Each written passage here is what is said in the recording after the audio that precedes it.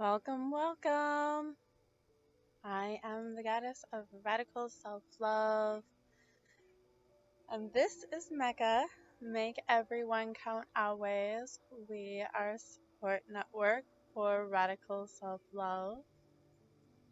Yes, pure forgiveness and compassion for the self, gentleness, following your dreams, passions, goals, and desires, being your number one cheerleader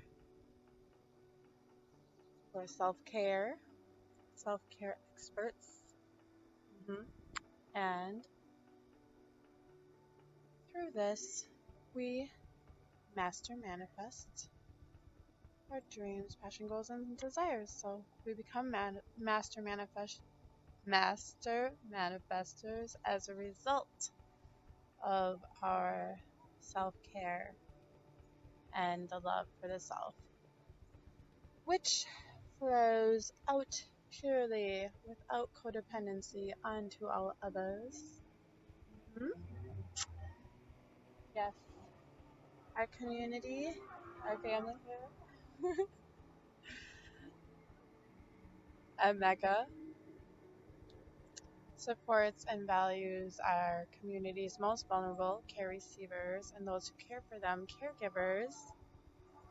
When our community's most vulnerable and those who care for them feel valued and supported, we all can rest assured we are valued and supported as well.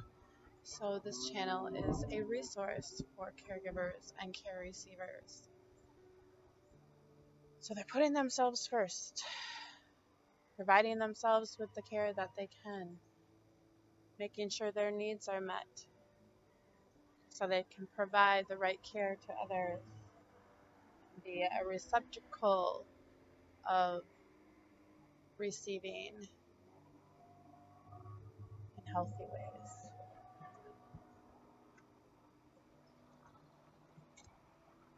So, yes, welcome to my 4th of July road show. Yes,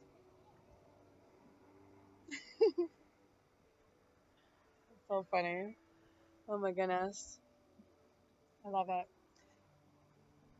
Thank you so much to our friends who are joining us today. And if you hit the subscribe button, you will become our family. And thank you, as always, to our family members for your likes, comments, shares, yes, and donations. Thank you, thank you, thank you. Today is the 4th of July, and it is also Self-Transcendence Thursday. Transcending the self, right? So, we are going to utilize my boyfriend's work to help us. Today, I read over the material, and I really think today's information on for self-transcendence is important for parents. I mean, it's important for everyone, but it's definitely helpful in guidance of the best practices for parents and teachers. Yes.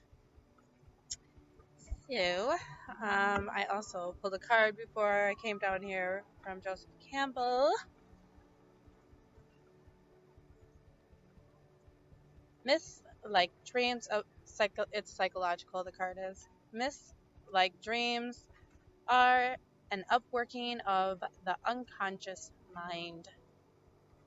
Miss like dreams are an upworking of the unconscious mind. Hello. So we're taking over from where we left off from Toward a Psychology of Being by my boyfriend Maslow. And we're on defense and growth is where we left off. So we're starting kind of in that middle of the chapter. Sorry. For those of you who are wondering, I am still a little on the mend. Or, yes, a little, I would say a lot, but just trying to play it cool. Lay low, restore. Here we go. If this is all so, if the child himself must finally make the choice by which he grows forward, since only he can know his subjective delight experience, then how can we reconcile this ultimate necessity for trust in the inner individual with the necessity for help from the environment? Sorry. For he does need help. Without help, he will be too frightened to dare. How can we help him to grow? Equally important, how can we endanger his growth? I have 4 children. Well, almost 3 adults now, but whatever. But I definitely would say I utilized a lot of these practices with them. And some people, I mean, I think everybody does, but it's to what degree. So we'll go on so you can hear. Equally important, how can we endanger his growth? Sorry, I need a drink. House coffee. Cabin coffee. The opposite of the subjective experience of delight trusting himself so far as the child is concerned is the opinion of other people, not only the child, right? We need to put this into perspective and understand that adults are oftentimes stuck in this realm. So, love, respect, approval, admiration, reward from others, trusting others rather than himself. Since others are so important and vital for the helpless baby and child, fear of losing them as providers of safety, food, love, respect, etc., is a primal, terrifying danger. Therefore, the child faced with a difficult choice between his own delight experiences and the experience of approval from others must generally choose approval from others, and then handle his delight by repression, or letting it die, or not noticing it, or controlling it by willpower. In general, along with this, will develop a disapproval of the delight experience, or shame and embarrassment and secretiveness about it. Sorry. With finally, the inability even to experience it. The primal choice, the fork in the road, then, is between others and one's own self. If the other way to maintain the self is to lose others, if the only way to maintain the self is to lose others, then the ordinary child will give up the self. This is true for the reason already mentioned, that safety is a most basic and preponderant need for children, more primarily necessary by far than independence and self-actualization. If adults force this choice upon him of choosing between the loss of one lower vital necessity or another higher vital necessity, the child must choose safety even at the cost of giving up self and growth. And I would say, unknowingly, like a lot of the parents that do this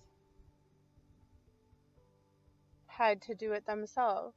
Like they needed that safety, and now not only that, but they're also building the safety net with their children by taking away their ability to choose.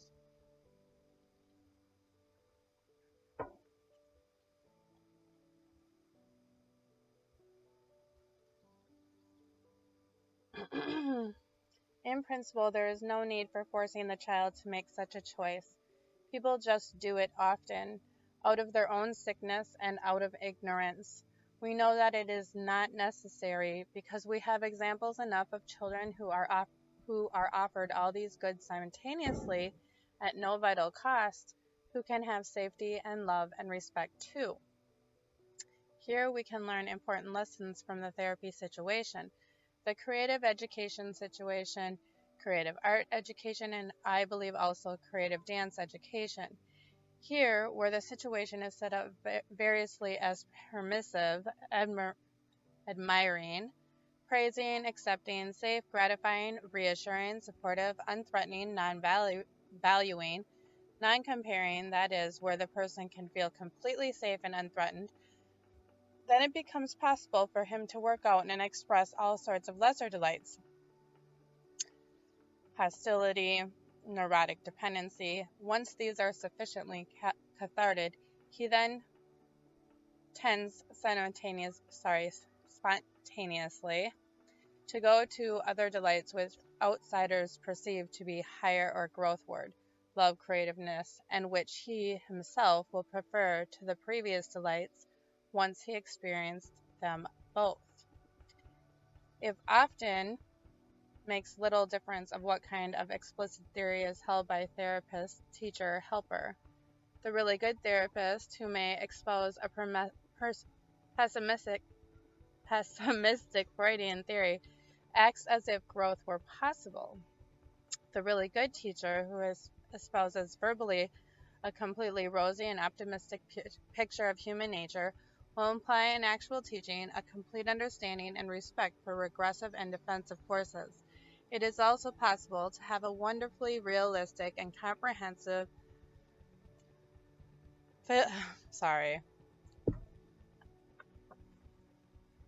philosophy and believe it into practice in therapy or teaching or parenthood. Only the one who respects fear and defense can teach. Only the one who respects health can do therapy. Part of the paradox in the situation is that, in a very real way, even the bad choice is good for the neurotic chooser, or at least understandable and even necessary in terms of his own dynamics. We know that tearing away a functional neurotic symptom by force or by too direct a confrontation or interpretation, or by a stress situation which cracks the person's defenses against too painful an insight, can shatter the person altogether. So basically, we have to let people find their own blockages, their own issues. We can guide, but we can't push it in their face, right? We can't make somebody do something, so it's like a gentle flow.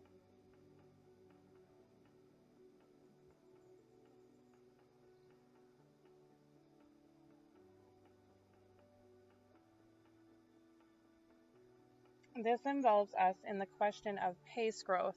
And again, the good parent or therapist or educator practices as if he understood that gentleness, sweetness, respect for fear, understanding of the naturalness of defense and regressive forces are necessary for growth, is not to look like an overwhelming danger instead of a delightful prospect. He implies that he understands that growth can emerge only from safety.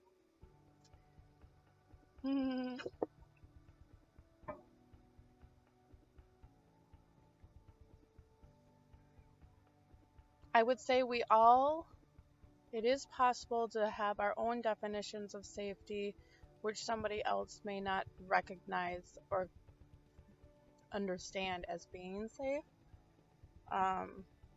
If that is a true statement he said there, I think growth can only emerge from choices. He says growth can only emerge from safety. But he's saying the only way to make choices is when we're a child, is when a parent is giving us safety, which I disagree with. as you know, as the author of The Snake That Never Sheds. Um, choices, choices, good or bad, help us grow more than anything else. Just having choices.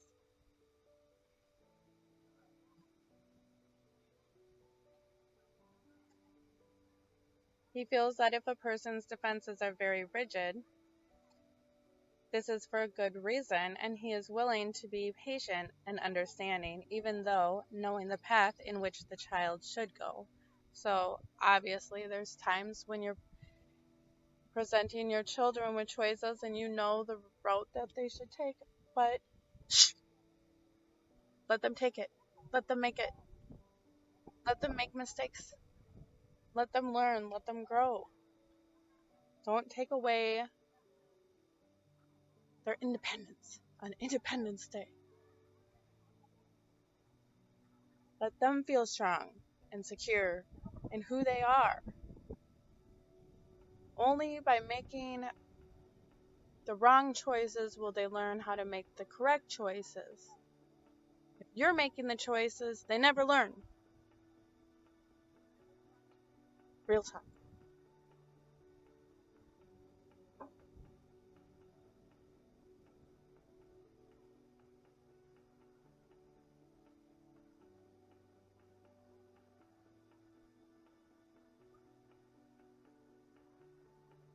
All right. Seen from the dynamic point of view, ultimately all choices are in fact wise. If only we grant two kinds of wisdom, defense wisdom and growth wisdom. Defensiveness can be as wise as daring. It depends on the particular person, his particular status, and the particular situation in which he has to choose. Yep. The choice of safety is wise when it avoids pain that may be more than the person can bear at the moment. If we wish to help him grow, because we know that constant safety choices will bring him to catastrophe in the long run and will cut him off from possibilities that he himself would enjoy if only he could savor them, then all we can do is help him if he asks for help out of suffering, or else simultaneously allow him to feel safe and beckon him onward to try the new experience, like the mother whose open arms invite the baby to try to walk. We can't force him to grow. We can only coax him to make it more possible for him, in the trust that simply experiencing the new experience will make him prefer it. Only he can prefer it. No one else can prefer it for him. If it is to become part of him, he must like it. If he doesn't, we must gracefully concede that it is not for him at this moment. And I would say, with my children in mind, I kind of have an idea where certain things like switch on, especially like in regards to, let's say, boys, right? Because I have 3 boys. And like when they start experimenting more, so even if you have a child who refuses to eat almost every type of food, it doesn't mean that that will not change.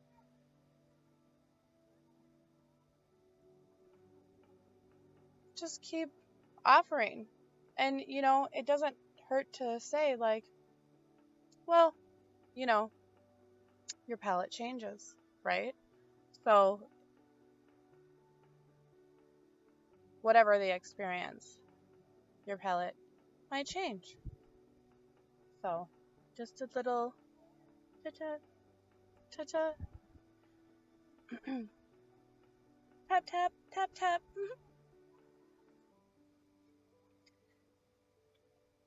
And gracefully concede that it is not for him at this moment.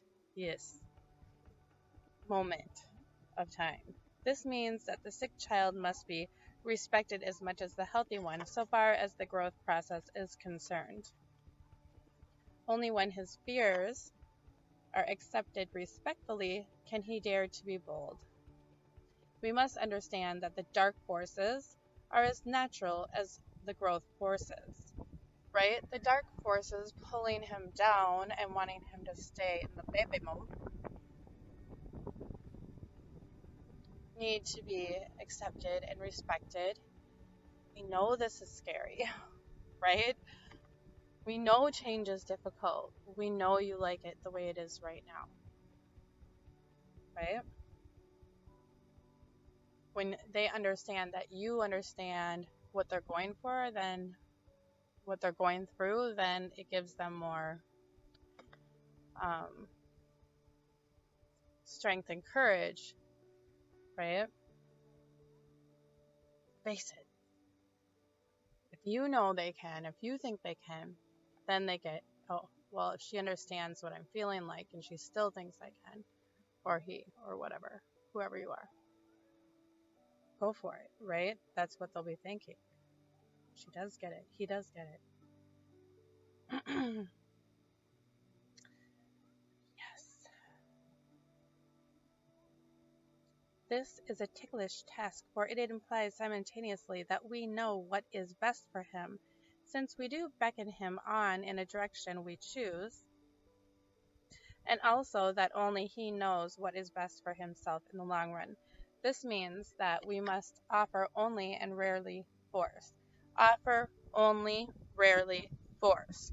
Offer only, rarely force. Right? This way, less confrontations and less fear. We don't want to be raising our kids in fear. We're trying to leave that shit ourselves. Right? Heal from it. We must be quiet. Sorry, we must be quiet. That too. We must be quite ready, not only to beckon forward, but to respect, retreat, to lick wounds.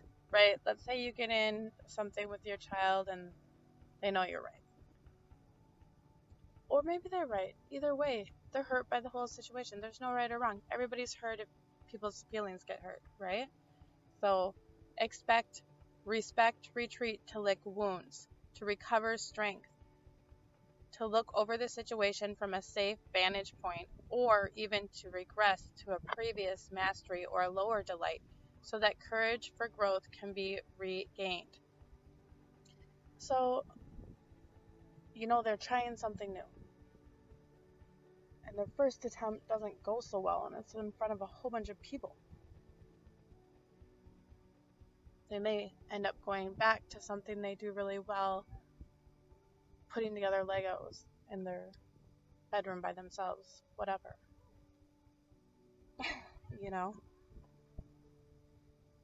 Until they build the coolest freaking Lego thing they ever built and they're ready to go out there and try it again.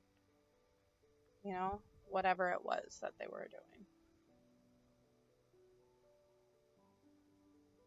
And this again is where the helper comes in. He is needed not only for making possible growth forward in the healthy child by being available as the child desires and getting out of his way at other times, but much more urgently by the person who is stuck in fixation, in rigid defenses, in safety measures which cut off the possibilities of growth. Neurosis is self-perpetuating, so is character structure. We can either wait for life to prove to such a person that his system doesn't work, i.e., by letting him eventually collapse into neurotic suffering, or else by understanding him and helping him grow by respecting and understanding both his deficiency needs and his growth needs. This is how everyone should be. I don't know. I'm sorry, but basically the whole medical institution should revolve around exactly that, right? Making sure all the deficiency needs are being met, so that growth needs can take place if they're going to, right?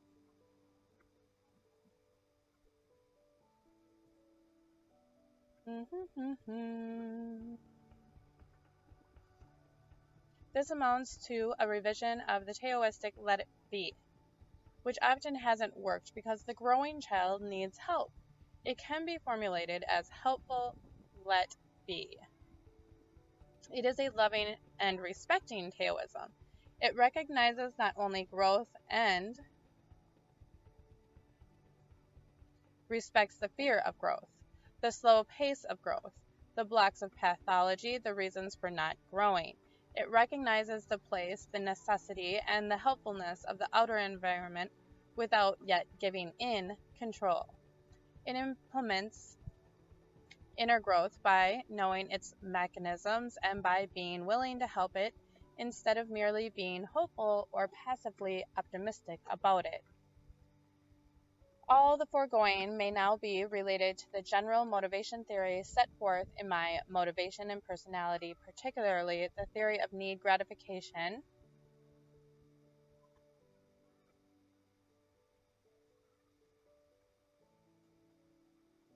which seems to me to be the most important single principle underlying all healthy human development. Need gratification, the single holistic principle that binds together the multiplicity of human motives, is the tendency for a new and higher need to emerge as the lower need fulfills itself by being sufficiently gratified. The child who is fortunate enough to grow normally and well gets satiated and bored with the delights that he has savored sufficiently and eagerly without pushing, goes on to higher, more complex delights as they become available to him without danger or threat.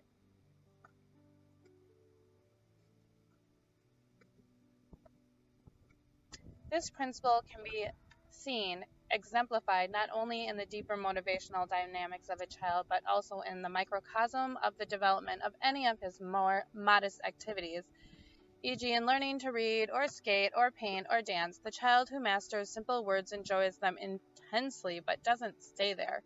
In the proper atmosphere, he spontaneously shows eagerness to go on to more and new words, longer words, more complex sentences, etc. If he is forced to stay at the same level, he gets bored and restless with what formerly delighted him. He wants to go on, to move, to grow. Don't we wish that schools could adapt that quickly? Only if frustration, failure, disapproval, ridicule come at the next step does he fixate or regress. And we are then faced with the intricacies of pathological dynamics and of neurotic compromises, in which the impulses remain alive but unfulfilled, or even of loss of impulse and capacity. Wow, that reminds me of my youngest son's old coach. It was like he was so cute and sweet with them when they were little. I mean, like super little, and then like, you know, they're in kindergarten, first grade or something, and he's like, no, it was third grade. It was third grade when it happened. All of a sudden, he's like yelling at these little kids and stuff. My son's all of a sudden hates sports, and I'm like, what's going on? It's like, I got in trouble for skipping on when we were playing football.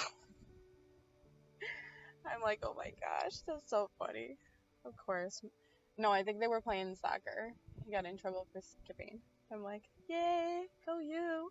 Just kidding. No, I was. Yes.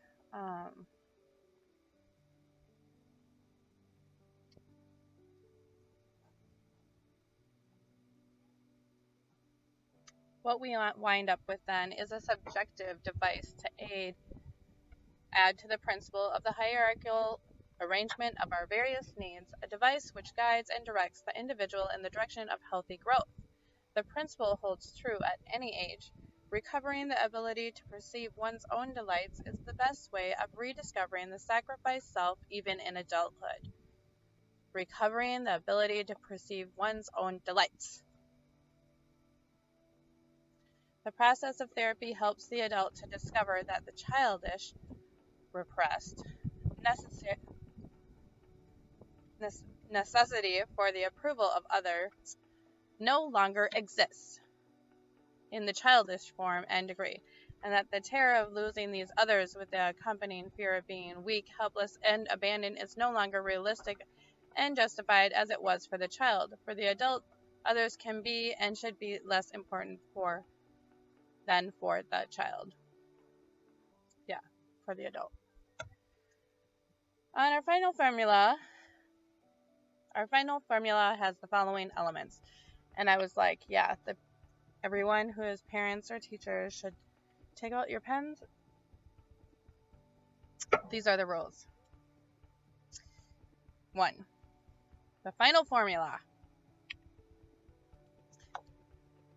The healthily spontaneous child in his spontaneity, from within out, in response to his own inner being, reaches out to the environment in wonder and interest, and expresses whatever skills he has.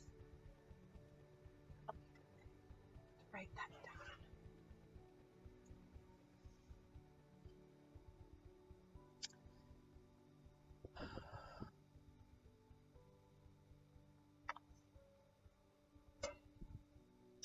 2. To the extent that he is not crippled by fear.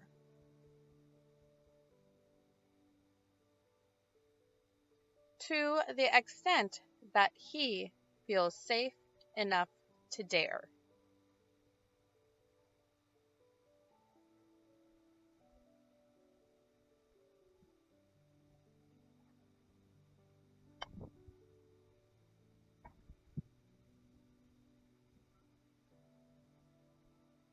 Three. In this process, that which gives him the delight experience is fortuitously encountered, or is offered to him by helpers.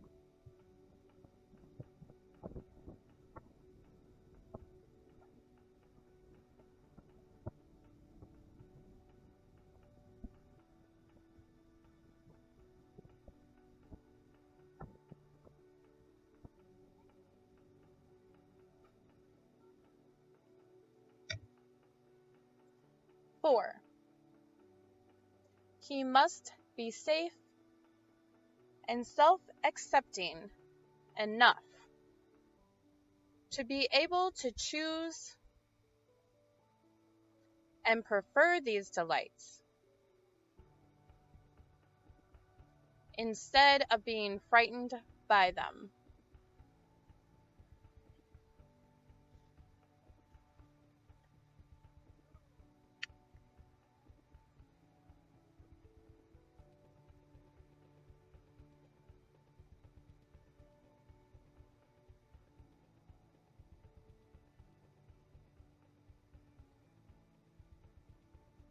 Five.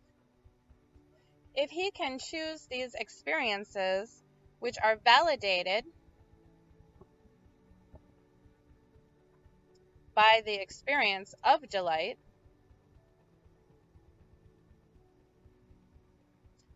then he can return to the experience,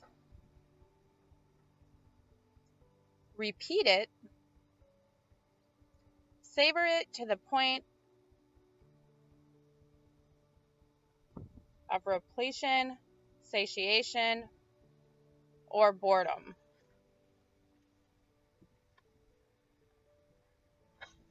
Last page.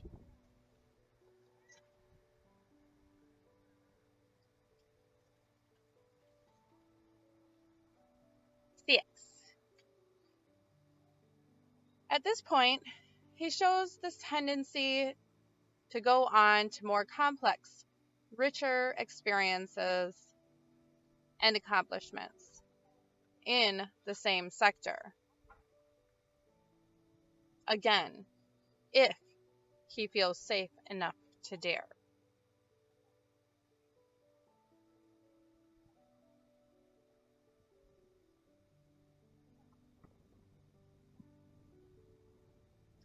7. Such experiences not only mean moving on, but have a feedback effect on the self in the feeling of certainty,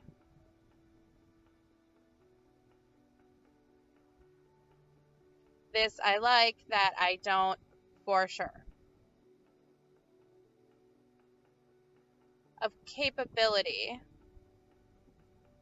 mastery, self-trust, self-esteem.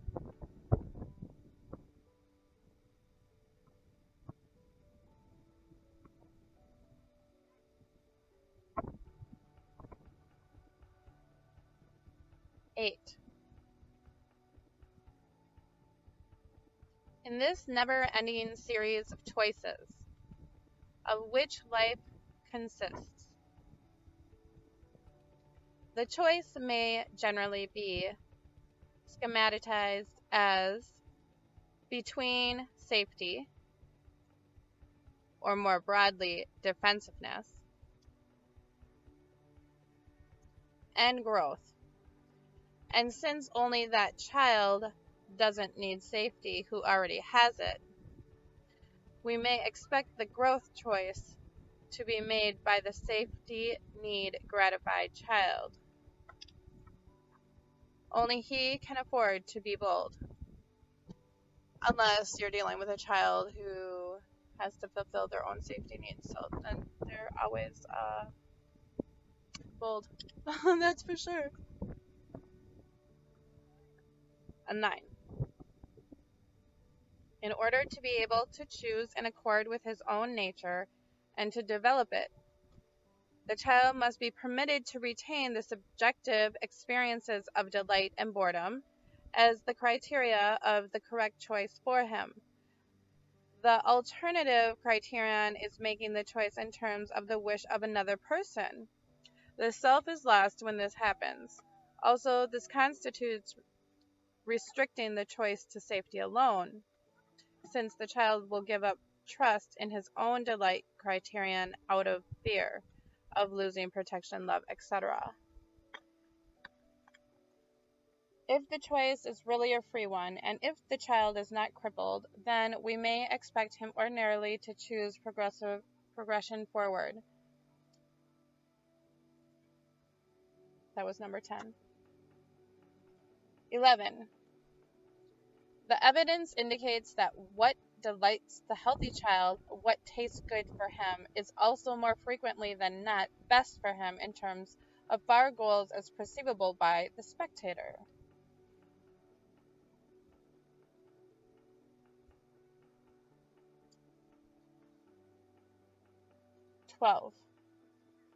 In this process, the environment, parents, therapists, teachers, coaches, mentors, is important in various ways, even though the ultimate choice must be made by the child. It can gratify his basic needs for safety, belongingness, love, and respect so that he can feel unthreatened, autonomous, interested, and spontaneous, and thus dare to choose the unknown. B. It can help by making the growth choice positively attractive and less dangerous, and by making the regressive choice less attractive and more costly.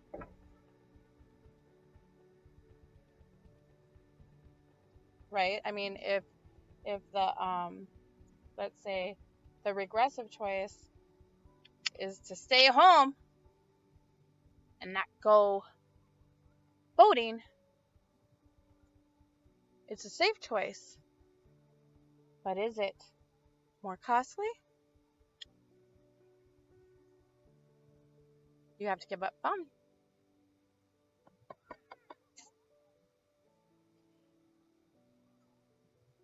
13. In this way, the psychology of being and the psychology of becoming can be reconciled, and the child, simply being himself, can yet move forward and grow. And like I said, That's not just for the children. Lots of adults need to hear this message. Yes, it's okay to be you. Transcend the self. The only way you transcend the self is through the self, loving the self. You can't get anywhere without loving the self. So that's it for the day because I have to go and work again on the grid, which I'm almost done with version 2.0 of the manifestation map or assessment, whatever you would like to call it. If you would like to try it, I'm going to hopefully be talking to Kim today about having everyone, because I haven't got to talk to her, having everyone from this site get on our, or from our family here, Radical Self-Love, to get free spots on as members of our other company. So ibodme.com. So if you would like to take the assessment and hopefully have a free, at least you'll get a badge eventually when we have them. So either way, you'll be part of the family for free because you're with me. You're always going to be with me. So you or whoever you know that wants to take it, goddess dot ibod, BODME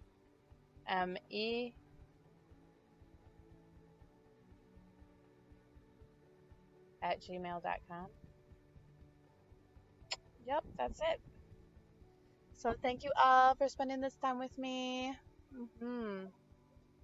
Last day. I hope you all have a safe and memorable 4th of July. You're celebrating. Yes. Love you all. Oneness. Where's my what?